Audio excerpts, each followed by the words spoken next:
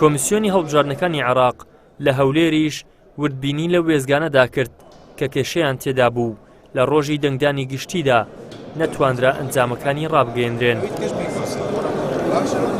لەگەڵ دەستکردن با پرۆسەکە چاودێرانی لایەنە سیاسیەکان ئەوەیان بەرچاو کەوت کە لە یەکێک لە فۆرمەکانی دەنگدان مۆری دەنگدان بە سەرلیستێکی سربەخۆ بە ژمارە 199 درابوو، بەڵام کاڵ بووبوویەوە و مۆرێکی دیکە بە ڕەنگێکی تێر بۆ لیستێک لێدرابوو. نزیکەی 160 سکالا تەقدیم کراوە تاکو ئێستا. بەڕێزان دەمەوێت بۆ ڕایگەشتی ڕوونکەینەوە کە ئەم هەڵبژاردنەی کرا لە هەرێمی کوردستان بەڕاستی ئەو سانەی کەوا دەکرێتەوە و کێشە و گرفتانە هەیە بۆ خۆتان دەزان ئێمە 6318 وێزگەمان هەبوو لە 6318 وێزگا تەنها 26 وێزگە کێشەی هەبوو لە هەولێر دۆک سلێمانی. کارەکان زۆر بە شێوەیەکی سەرکەوتوانە بەڕێوە چوو. ئەوەی کە باسیوەی دەکرێتن باتڵ نسبەی زۆرە لە هەولێر 97,000 باتڵ هەیە، لە سلێمانی 90,000 باتڵ هەیە، لە دهۆک 18,000 باتڵ هەیە.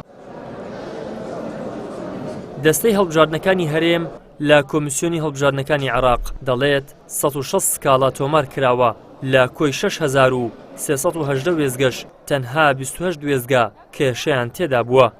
ئێستا بەداخەوە دزی سەردەم هاتوونە دەنگی خەڵکیشان دزیوە.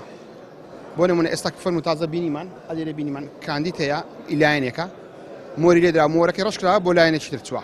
یعنی حەی عەلە السەڵات ئەوە دزیەکی زۆر واقع زۆر ڕوونژەشگات. بەڵێ بەڵگەمان هەیە ئەو هەمووکیانە لایەنە سەرسەکان لێرە بینیشمانەوە و سکاڵەشمان نووسەر داواشمان ڕەفع کردەوە. ئەگەر هاوڵاتی لێبدا لەوانەیە جار وەیە قەڵەمەکەی واگرتیان واگرتیە شەرنی ئەو لۆگۆی کۆمیسیۆنی لەسەر کە مۆرەکە لێدا شەرنی ڕاست و دروست دەرچی بەس ئیتر ڕاست و دروست دەرچووە و پێشی وە دیارەکە یعنی ڕژ نەبوویتەوە جوان. ینی هەندێک لەو ئەوانەی کە تەدقیقمان کردیە و وردبینیمان لێ کردیە تەماشامان کردیە پێوەمایە هێشتاکە مۆری لەسەر مایە جوان ڕژ نەبوویتەوە.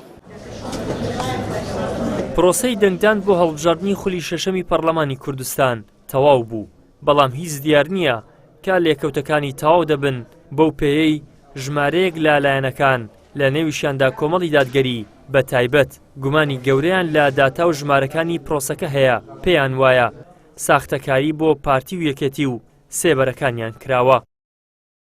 ئیدریس محەممەد، کەناڵی ئاسمانی پەیام، هەولێر.